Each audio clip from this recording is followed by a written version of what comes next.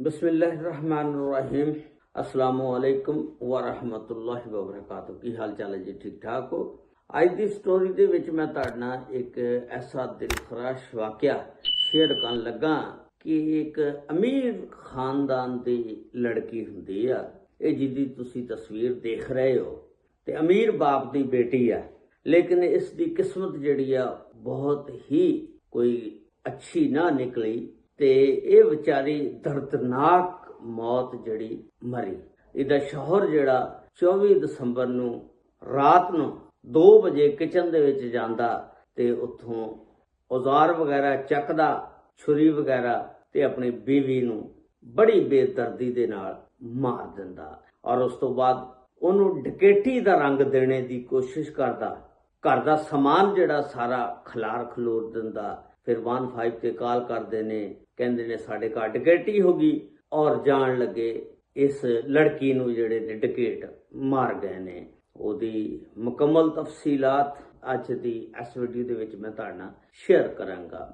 ਇਹ ਵਾਕਿਆ ਜਿਹੜਾ 24 ਦਸੰਬਰ ਨੂੰ ਲਾਹੌਰ ਦੇ ਵਿੱਚ ਸ਼ਾਦਮਾਨ ਟਾਊਨ ਉੱਥੇ ਪੇਸ਼ ਆਇਆ। ਇਸ ਲੜਕੀ ਦੇ ਵਾਲਿदैन ਜਿਹੜੇ ਆ ਸ਼ਾਹ ਜਮਾਲ ਨਾਲ ਹੀ ਸ਼ਾਦਮਾਨ ਦੇ ਇਲਾਕੇ ਦੇ ਕੋਲ ਉੱਥੇ ਰਹਿੰਦੇ ਨੇ। ਉਸ ਫੈਮਿਲੀ ਦੇ ਸਰਬਰਾਹ ਦਾ ਨਾਮ ਸ਼ੇਖ ਮਹਫੂਜ਼। ਸ਼ੇਖ ਮਹਫੂਜ਼ ਜਿਹੜੇ ਨੇ ਬੜੇ ਅਮੀਰ ਤਰੀਨ ਆਦਮੀ ਨੇ ਔਰ ਇਹਨਾਂ ਦਾ ਚੰਗਾ ਕਾਰੋਬਾਰ ਆ, ਮਾਲੋ ਦੌਲਤ ਆ, ਗੱਡੀਆਂ ਨੇ, ਕਾਰੋਬਾਰ ਆ, ਬੰਗਲਾ, ਨੌਕਰ ਚਾਕਰ ਨੇ।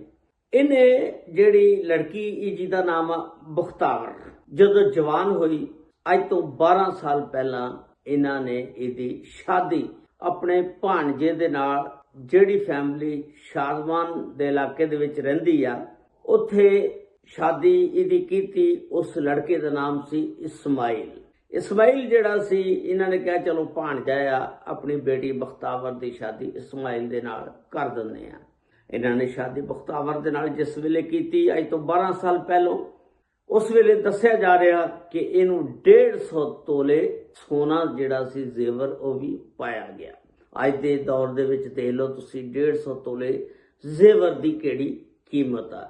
ਯਾਨੀ ਉਹ ਬੰਦਾ ਕਿੰਨਾ ਕੁ ਅਮੀਰ ਹੋਏਗਾ ਸ਼ੇਖ ਮਹਫੂਜ਼ ਜੀ ਨੇ 150 ਤੋਲੇ ਜ਼ੇਵਰ ਔਰ ਦੁਨੀਆ ਦੀ ਕੋਈ ਐਸੀ ਚੀਜ਼ ਨਹੀਂ ਜਿਹੜੀ ਨਾ ਦਿੱਤੀ ਹੋਵੇ। ਤੇ ਜਿਸ ਵੇਲੇ ਬਖਤਾਵਰ ਦੀ ਸ਼ਾਦੀ ਹੋ ਜਾਂਦੀ ਆ, ਇਹ ਸ਼ਾਦਮਾਨ ਆਪਣੇ ਸਸੁਰਾਲ ਚਲੇ ਜਾਂਦੀ ਆ ਔਰ ਉੱਥੇ ਜਾ ਕੇ ਰਹਿਣਾ ਸ਼ੁਰੂ ਕਰ ਦਿੰਦੀ ਆ। ਅੱਲਾਹ ਤਾਲਾ ਨੇ ਇਸਮਾਈਲ ਔਰ ਬਖਤਾਵਰ ਨੂੰ 3 ਬੱਚੇ ਦਿੱਤੇ ਨਾ 12 ਸਾਲਾਂ ਦੇ ਦੌਰਾਨ। ਜਿਸ ਵੇਲੇ ਇਸਮਾਈਲ ਦੀ ਸ਼ਾਦੀ ਹੋ ਗਈ, ਇਸਮਾਈਲ ਨੂੰ ਹੁਣ ਪਤਾ ਲੱਗ ਗਿਆ ਕਿ ਜਿਸ ਵੇਲੇ ਘਰ ਸਹੁਰਿਆਂ ਦੇ ਆਣਾ ਜਾਣਾ ਸ਼ੁਰੂ ਹੋ ਗਿਆ, ਇਹਨੂੰ ਪਤਾ ਲੱਗ ਗਿਆ ਕਿ ਬੜੇ ਅਮੀਰ ਤਰੀਨ ਆਦਮੀ ਨੇ ਤੇ ਬੜਾ ਇਹਨਾਂ ਕੋਲ ਪੈਸਾ ਆ। ਇੱਕ ਦਿਨ ਇਸਮਾਈਲ ਆਪਣੀ ਬੀਵੀ ਨੂੰ, ਬਖਤਾਵਰ ਨੂੰ ਕਹਿੰਦਾ ਕਿ ਆਪਣੇ ਵਾਲਿਦ ਨੂੰ ਕਹਿ ਕਿ ਮੈਨੂੰ ਥੋੜੇ ਜਿਹੇ ਪੈਸੇ ਦੇਵੇ, ਮੈਂ ਕਾਰੋਬਾਰ ਕਰਨਾ ਚਾਹੁੰਦਾ ਆ। ਹੁਣ ਬਖਤਾਵਰ ਦੀ ਬੀਵੀ ਕਹਿੰਦੀ ਆ ਕਿ ਮੈਂ ਆਪਣੇ ਵਾਲਿਦ ਨੂੰ ਕੋਈ ਨਹੀਂ ਕਹਿਣਾ, ਤੂੰ ਬੰਦਾ ਆ, ਤੇਰੀ ਡਿਊਟੀ ਆ ਰੋਜ਼ੀ ਨੂੰ ਕਮਾਣਾ ਤੇ ਮੈਨੂੰ ਖਵਾਣਾ, ਮੈਂ ਆਪਣੇ ਵਾਲਿਦ ਨੂੰ ਨਹੀਂ ਕਹਿਣਾ। ਉਹ ਅੱਗੋਂ ਕਹਿੰਦਾ ਠੀਕ ਆ, ਗੱਲ ਤਾਂ ਤੇਰੀ ਠੀਕ ਆ, ਕੰਮ ਤਾਂ ਮੇਰਾ ਹੀ ਆ ਸਾਰਾ, ਲੇਕਿਨ ਮੇਰੇ ਕੋਲ ਪੈਸੇ ਨਹੀਂ ਹੈਗੇ। ਚਲੋ ਕੋਈ ਗੱਲ ਨਹੀਂ, ਖੈਰ ਸਲਾ।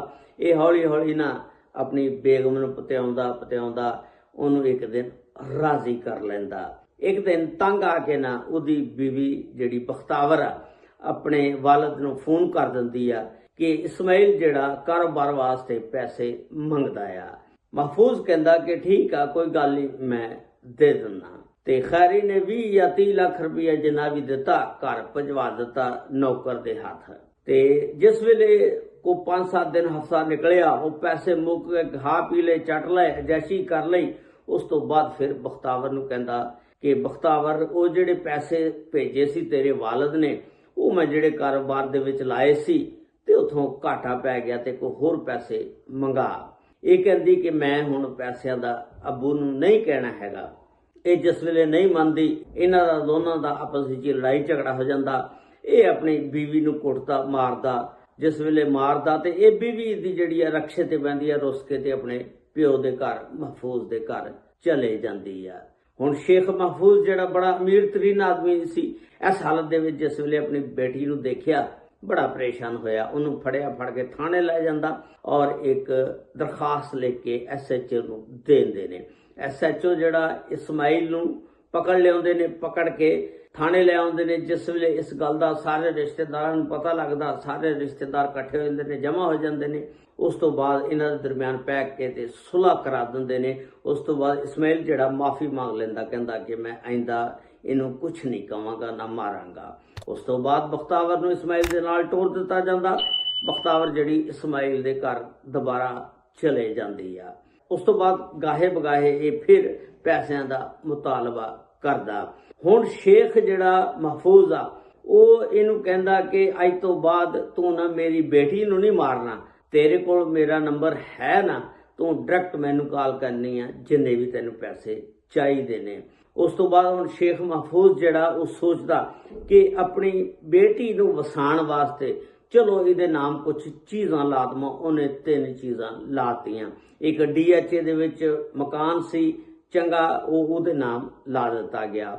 ਦੂਸਰੇ ਨੰਬਰ ਤੇ ਉਹਨੇ ਗੱਡੀ ਉਹਨੂੰ ਲੈ ਕੇ ਦੇ ਦਿੱਤੀ ਕਿ ਬੇਟਾ ਜਦੋਂ ਤੈਨੂੰ ਕੋਈ ਪ੍ਰੋਬਲਮ ਹੋਵੇ ਤੂੰ ਆਪਣੀ ਗੱਡੀ ਤੇ ਆ ਜਾ। ਕਿਉਂਕਿ ਜਦੋਂ ਇਹ ਘਰ ਦੀ ਉਹਨਾਂ ਦੀ ਗੱਡੀ ਲੈਂਦੀ ਸੀ, ਲੜਾਈ ਝਗੜੇ ਹੁੰਦੇ ਸੀ, ਤੇ ਸ਼ੇਖ ਮਹਫੂਜ਼ ਨੇ ਉਹਨੂੰ ਗੱਡੀ ਵੀ ਇੱਕ ਨਵੀਂ ਲੈ ਦਿੱਤੀ। ਉਸ ਤੋਂ ਬਾਅਦ ਇੱਕ ਦੁਕਾਨ ਸੀ ਦੇ ਨਾਮ ਲਵਾ ਦਿੱਤੀ। 3 ਚੀਜ਼ਾਂ ਜਿਹੜੀਆਂ ਮਹਿੰਗੀਆਂ ਸੀ ਉਹ ਬੱਚੀ ਨੂੰ ਦੇ ਦਿੱਤੀਆਂ ਵੀ ਹੋ ਸਕਦਾ ਸ਼ਾਇਦ ਬੱਚੀ ਦਾ ਜਿਹੜਾ ਘਰ ਵਸ ਜਾਏ। ਲੇਕਿਨ ਉਹ ਏਡੇ ਲਾਲਚੀ ਸਸਰਾਲ ਸੀ ਇਸਮਾਈਲ ਵੀ। ਉਸ ਤੋਂ ਬਾਅਦ ਇਹ ਜਿਹੜਾ ਸ਼ੇਖ ਮਹਫੂਜ਼ ਆ ਇਹ ਦੱਸਦਾ ਕਿ ਮੈਂ ਗਾਹੇ ਬਗਾਹੇ 1 ਕਰੋੜ ਰੁਪਈਆ ਤਕਰੀਬਨ ਇਹਦੇ ਸਸਰਾਲ ਵਾਲਿਆਂ ਨੂੰ ਦੇ ਚੁੱਕਿਆ ਸੀ। ਔਰ ਜਿਹੜੇ ਪੈਸੇ ਸੀ ਕਦੀ 20 ਲੱਖ ਭੇਜ ਰਿਹਾ, ਕਦੀ 30 ਲੱਖ ਭੇਜ ਰਿਹਾ ਆਪਣੇ ਨੌਕਰ ਦੇ ਹੱਥ। ਤੇ ਉਹ ਜਿਹੜੇ ਪੈਸੇ ਸੀ ਕਦੀ ਉਹਦੀ ਮਾਂ ਵਸੂਲ ਕਰ ਲੈਂਦੀ ਸੀ, ਕਦੀ ਉਹਦੇ ਭਰਾ ਵਸੂਲ ਕਰ ਲੈਂਦੇ ਸੀ। ਇਸ ਤਰ੍ਹਾਂ ਉਹ ਦੱਸਦਾ ਸ਼ੇਖ ਮਹਫੂਜ਼ ਕਿ ਮੈਂ 1 ਕਰੋੜ ਰੁਪਈਆ ਦੇ ਚੁੱਕਿਆ।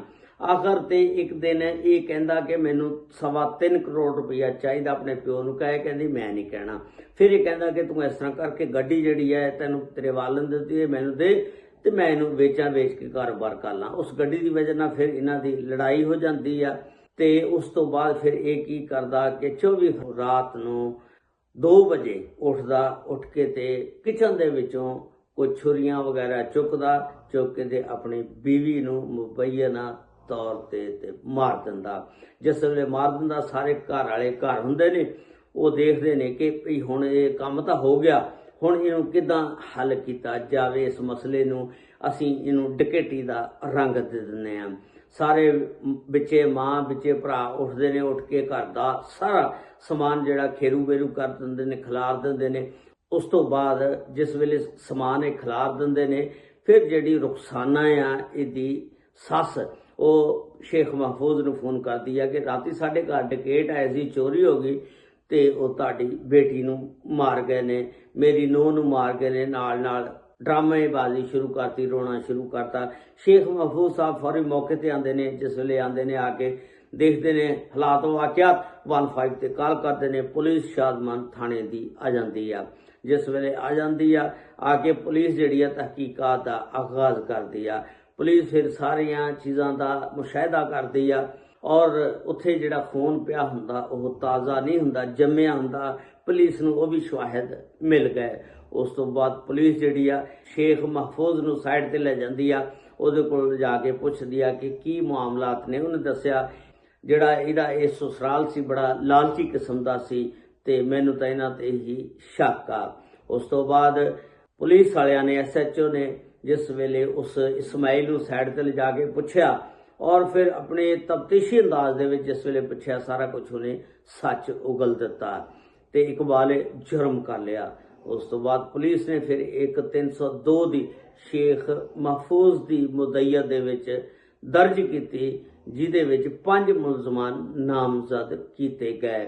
ਇੱਕ ਉਹਦੀ ਸੱਸ ਰੁਖਸਾਨਾ, ਇੱਕ ਉਹਦਾ ਸ਼ੌਹਰ ਇਸਮਾਈਲ, 3 ਉਹਦੇ ਭਰਾ ਉਸਾਮਾ, ਹਸਨ ਤੇ ਗੁਫਰਾਨ। ਇਹ 5 ਬੰਦਿਆਂ ਦੇ FIR ਦੇ ਵਿੱਚ ਨਾਮ ਦਰਜ ਕੀਤੇ ਗਏ।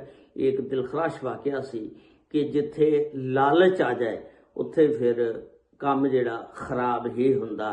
ਤੁਸੀਂ ਦੇਖੋ ਕਿ 1 ਕਰੋੜ ਰੁਪਈਆ ਉਸ ਬੰਦੇ ਨੇ ਦਿੱਤਾ ਇਹਨਾਂ ਨੂੰ, ਫਿਰ ਵੀ ਨਹੀਂ ਇਹ ਰੱਜੇ। ਇੰਨਾ ਸਮਾਨ ਦਿੱਤਾ ਫਿਰ ਵੀ ਨਹੀਂ ਇਹ ਰੱਜੇ। ਲੇਕਿਨ ਉਸ ਵਿਚਾਰੀ ਦਾ ਜਿਹੜਾ ਇੰਜਾਮ ਜਿਹੜਾ ਬਹੁਤ ਬੁਰਾ ਹੋਇਆ। ਦੇਖੋ ਪੈਸੇ ਨਾਲ ਧੀਆਂ ਜਿਹੜੀਆਂ ਇਹ ਨਹੀਂ ਵਸਦੀਆਂ ਹੈਗੀਆਂ। ਧੀਆਂ ਦੇ ਮੁਕੱਦਰ ਜਿਹੜੇ ਨੇ ਨਾ ਅੱਲਾਹ ਤਾਲਾ ਹੀ ਚੰਗੇ ਕਰੇ ਤੇ ਫਿਰ ਅੱਛੇ ਹੁੰਦੇ ਨੇ। ਧੀਆਂ ਸੁੱਖ ਦਾ ਸਾਹ ਲੈਂਦੀਆਂ ਨੇ। ਬਸ ਅਸੀਂ ਦੁਆ ਹੀ ਕਰ ਸਕਦੇ ਹਾਂ, ਅੱਲਾਹ ਤਾਲਾ ਹਰ ਇੱਕ ਦੀ ਧੀ ਭੈਣ ਦੀ ਇੱਜ਼ਤ ਮਹਿਫੂਜ਼ ਰੱਖੇ ਔਰ ਸਸੁਰਾਲ ਵਾਲਿਆਂ ਦੇ ਵਿੱਚ ਉਹਦੀ ਜ਼ਿੰਦਗੀ ਆਸਾਨੀਆਂ ਦੇ ਨਾਲ ਗੁਜ਼ਾਰੇ। ਆਮੀਨ ਸੁਮਾ ਆਮੀਨ। अस्सलामु अलैकुम व रहमतुल्लाहि व बरकातहू।